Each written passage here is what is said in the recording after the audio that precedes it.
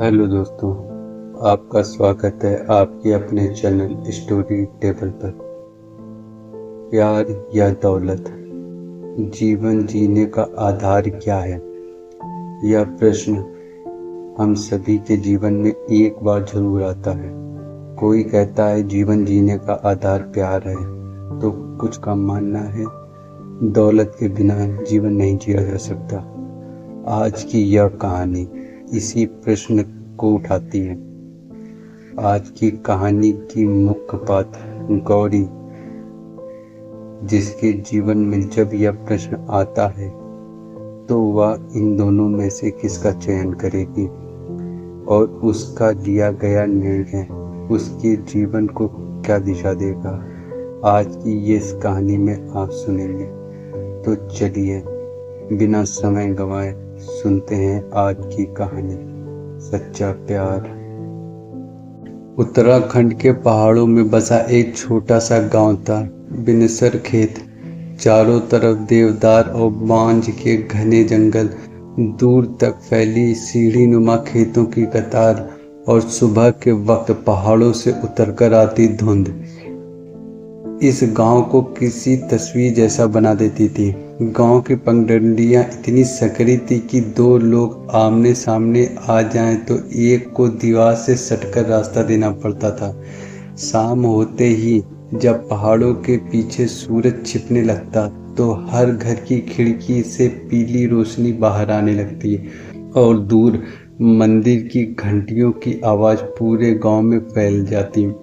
इसी गांव के आखिरी छोर पर पत्थर और लकड़ी से बना एक छोटा सा घर था, जिसमें गौरी अपनी माँ जमुना देवी और पिता हरिराम के साथ रहती थी। गौरी बहुत ज़्यादा बोलने वाली लड़की नहीं थी। गांव की दूसरी लड़कियों की तरह उसके भी सपने थे, लेकिन उसके सपने पहाड़ों से कहीं ज़्यादा बड़े थे। वह चाहती थी कि पढ़ाई पूरी करके देहरादून जाकर अध्यापिका बने और अपने गांव की लड़कियों को पढ़ाए।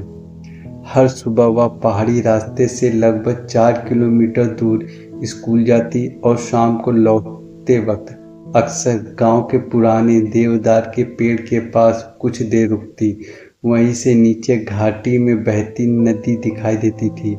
उसे उस नदी को देखते हुए लगता जैसे जिंदगी भी इसी नदी की तरह है।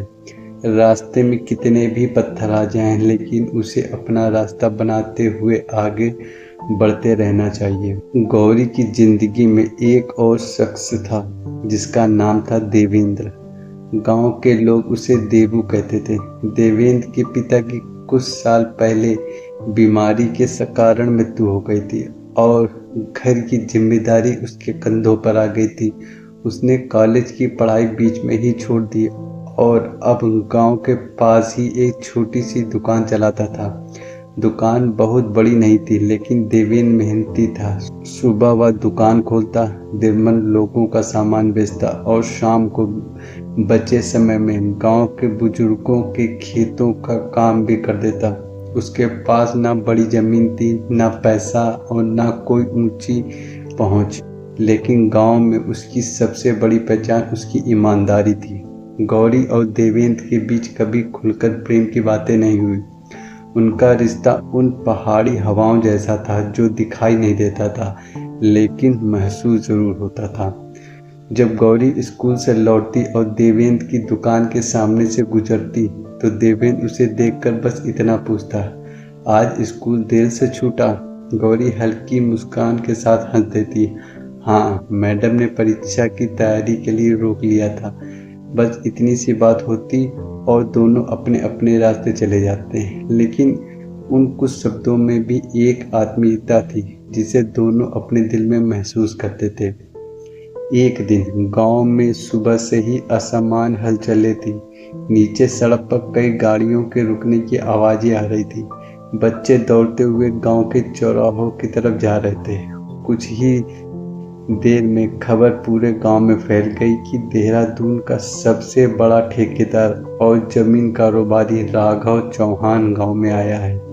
राघव का नाम आसपास के कई गांवों में मशहूर था। उसने पहाड़ों में कई रिसॉर्ट बनाए थे। शहर में उसका बहुत बड़ा कारोबार था।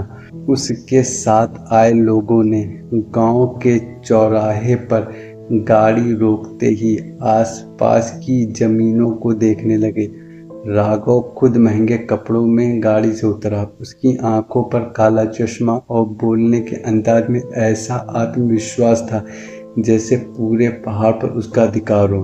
गांव के प्रधान ने उसका स्वागत किया और उसे लेकर हरिराम के घर की तरफ चल पड़े। गौरी के पिता को पहले से कुछ पता नहीं था। जब उन्होंने इतने बड़े आदमी को अपने घर के सामने देखा तो वह घबरा गए। राघव ने बिना ज्यादा भूमिका के कहा, हरिराम जी, मैं आपकी बेटी गौरी के लिए रिश्ता लेकर आया हूँ। हरिराम कुछ पल तक उसकी तरफ देखते रहे। उनके लिए यह बात किसी सपने से कम न थी। एक तरफ गरीब, दूसरी तरफ शहर का इतना बड़ा आदमी। राघव ने आगे कहा, गौरी को शादी के बाद देहरादून ले जाऊंगा। वहाँ बड़ा घर है, गाड़ी है, नौकर है। आपकी बेटी को किसी चीज की कमी नहीं होगी। हरिराम के चेहरे पर उम्मीद दिखाई देने लगी, लेकिन राघव ने उसी वक्त एक ऐसी बात कह दी जिसने गौरी को भीतर तक हिला दिया। उसने बिल्कुल सहज अंदाज में कहा, हाँ, एक बात पहले ही साफ कर देता हूँ, शादी के बाद गौरी को पढ़ाई वढ़ाई की जरूरत नहीं है। हमारे परिवार की बहू घर और परिवार संभालती है। नौकरी करने या गांव की लड़कियों को पढ़ाने की जिद मेरे घर में नहीं चलेगी। यह बात गौरी ने अंदर कमरे में खड़े होकर सुन ली। उसका चेहरा उतर गया। उसे पहली बार महसूस हुआ कि जिस आदमी को उसके माता पिता उसकी जिंदगी की सबसे बड़ी सुरक्षा समझ रहे हैं, वह उसकी जिंदगी का सबसे बड़ा बंधन बनने जा रहा है। राघव ने आगे कहा, और हाँ, शादी के बाद गौरी को इस गांव में आने जाने की भी जरूरत नहीं होगी। शहर की जिंदगी में पुराने रिश्ते और इन पहाड़ी तौर तरीकों के लिए समय नहीं होता। गौरी ने अपनी मुट्ठियां भींच ली। उसे अचानक देवेंद्र याद आया। देवेंद्र के पास कुछ नहीं था, फिर भी जब उसने पहली बार गौरी से कहा था कि वह अध्यापिका बनना चाहती है तो उसने सिर्फ इतना कहा था, तुम जरूर बनोगी। पहाड़ की लड़कियों को तुमसे सीखने का मौका मिलेगा।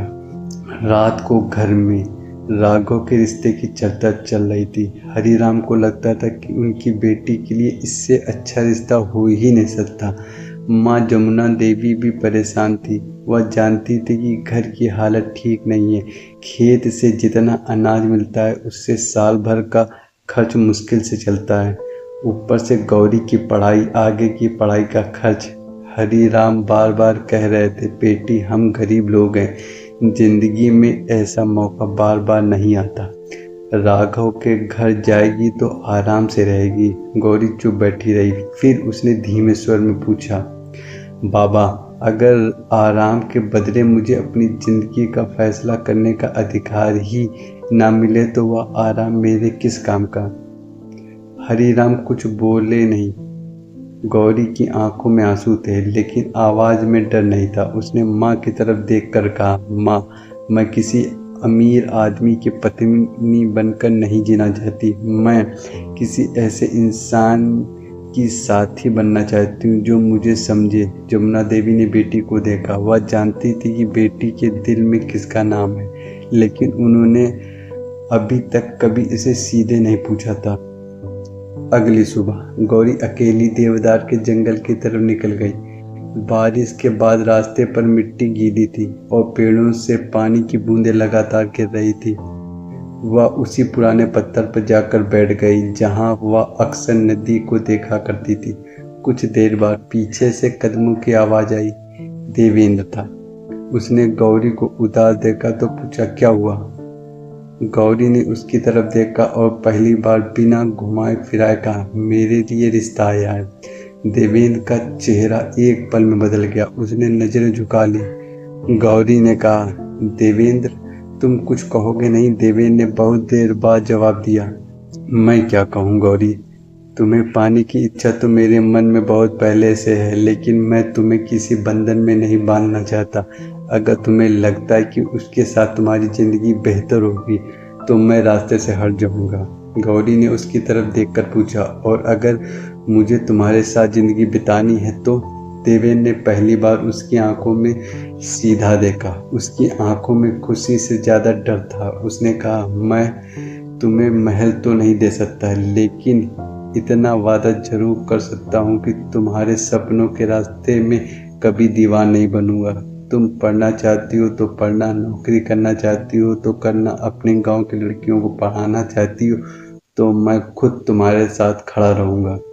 गौरी की आंखों में आंसू निकल पड़े। उसने कहा, मुझे महल नहीं चाहिए देवेन, मुझे ऐसा घर चाहिए जहाँ मेरी आवाज़ सुनी जाए। दोनों कुछ देर तक चुप बैठे रहे। पहाड़ों के ऊपर बादल धीरे धीरे सरक रहे थे और नीचे नदी अपने रास्ते में बह रही थी। उस दिन पहली बार उनके बीच वह बात हुई जिसे दोनों महीनों से अपने भीतर छुपाए हुए थे। लेकिन गौरी जानती थी कि असली लड़ाई अभी बाकी है। राघव ने जब सुना कि गौरी अभी भी इस रिश्ते के लिए तैयार नहीं है तो उसका अहंकार जाग उठा। वह दोबारा हरिराम के घर आया। इस बार उसके साथ गांव का प्रधान भी था। उसने कहा, हरिराम जी, मैं आपकी बेटी को जिंदगी बदलने का मौका दे रहा हूँ। पता नहीं उसे किस बात का घमंड है। गौरी बाहर आई और शांत स्वर में बोली, मुझे किसी बात का घमंड नहीं, बस मैं अपनी जिंदगी खुद चुनना चाहती हूँ। राघव हंस पड़ा। उसने कहा, तुम्हें पता भी है तुम्हारी हैसियत क्या है? तुम एक छोटे से पहाड़ी गांव की लड़की हो और मैं देहरादून में करोड़ों का कारोबार करता हूँ। गौरी ने उसकी आंखों में देखते हुए कहा, इसीलिए शायद आपको लगता है कि मेरी कीमत भी पैसों से तय हो सकती है, लेकिन इंसान की हैसियत, उसके पास कितनी ज़मीन है, उससे नहीं, बल्कि वह दूसरों को इज्जत कितनी करता है, इससे तय होती है। वहाँ मौजूद लोगों के बीच खामोशी छा गई। राघव का चेहरा लाल हो गया। उसने कहा, अगर तुमने मुझे मना किया तो तुम्हारे पिता की हालत और ख़राब हो जाएगी। तुम्हारी ज़मीन के पास जो सड़क बन रही है उसका काम भी मेरे हाथ में है। गौरी ने बिना डरे कहा, धमकी देकर मिलने वाला रिश्ता रिश्ता नहीं होता, वह सौदा होता है, और मैं अपनी ज़िंदगी का सौदा नहीं करूँगी। राघव गुस्से में वहाँ से चला गया, लेकिन जाते जाते वह हरिराम को इतना डरा गया कि घर का माहौल फिर भारी हो गया। हरिराम ने गौरी से कहा, बेटी, तूने बहुत बड़ा आदमी नाराज कर दिया है, वह हमारे लिए मुश्किलें खड़ी कर सकता है। गौरी ने पिता के पास बैठकर उनका हाथ पकड़ा और कहा, बाबा, अगर मैं डर कर अपनी ज़िंदगी किसी ऐसे आदमी को दे दूंगी जो मुझे अपनी संपत्ति समझता है, तो क्या हमारी सारी परेशानियां खत्म हो जाएंगी? नहीं बाबा, शायद उस दिन से एक नई परेशानी शुरू हो जाएगी। हरिराम ने बेटी को देखा और पहली बार महसूस किया कि उसकी छोटी सी बेटी अब सच में बड़ी हो गई है। उसी रात जमुना देवी ने गौरी से पूछा, क्या तू देवेंद्र को चाहती है? गौरी कुछ पल चुप रही, फिर सिर झुका लिया। माँ ने उसके सिर पर हाथ रखा और कहा, मुझे पता था वह गरीब है। गौरी मुस्कुराई और बोली, हाँ माँ। जमुना देवी ने पूछा, तुझे पता है उसके पास कोई बड़ा घर नहीं है? गौरी ने कहा, हाँ। माँ ने फिर पूछा, फिर भी? गौरी की आंखों से आंसू निकल आए। उसने कहा, माँ, उसके पास बड़ा घर नहीं, लेकिन उसके दिल में मेरे लिए जगह बहुत बड़ी है। जमुना देवी ने बेटी को सीने से लगा लिया। उन्होंने कहा, तो फिर डर मत। जिंदगी में पैसा जरूरी है, लेकिन पैसा कभी भी इंसान का चरित्र नहीं खरीद सकता। अगर तूने सोच समझकर फैसला लिया है तो मैं तेरे साथ हूँ। अगले दिन हरिराम ने देवेंद्र को घर बुलाया। देवेंद्र डरते हुए आंगन में आया।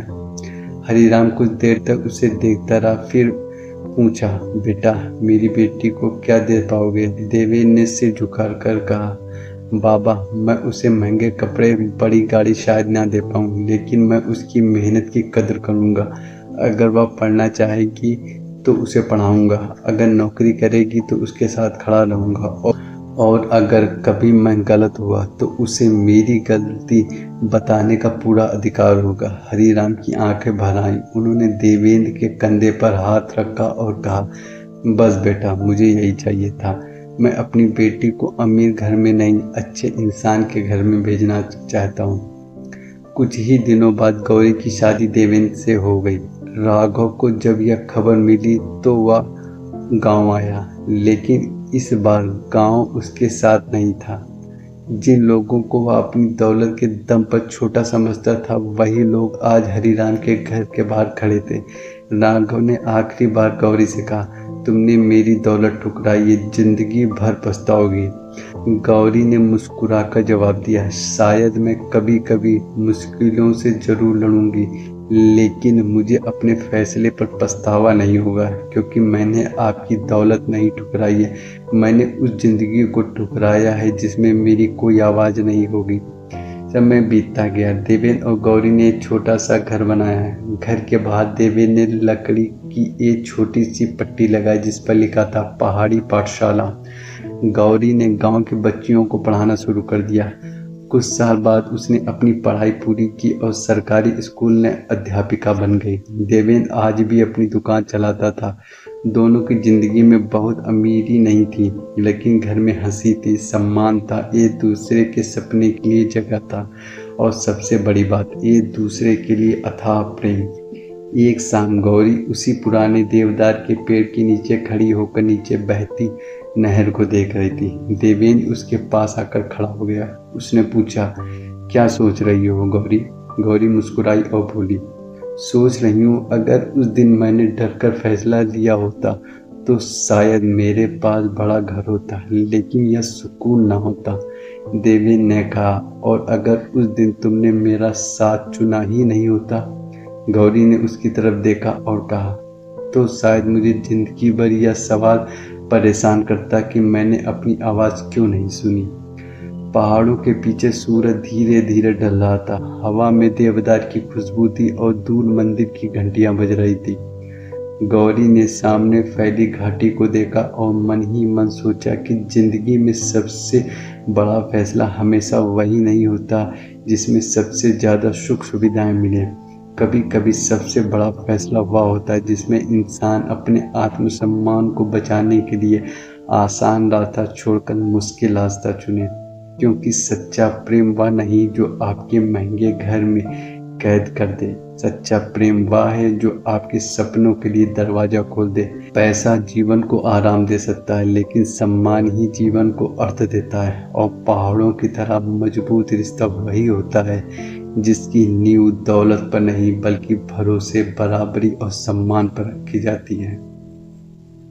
तो दोस्तों, आपके हिसाब से गौरी ने सही फैसला लिया था? क्या उसे राघव जैसे अमीर आदमी से शादी कर सुख सुविधाओं वाली जिंदगी चुननी चाहिए थी, या फिर देवेन के साथ संघर्ष भरी लेकिन सम्मान और प्रेम से भरी जिंदगी? अपनी राय कमेंट में जरूर बताइएगा। मिलते हैं अगली कहानी में। Thank you.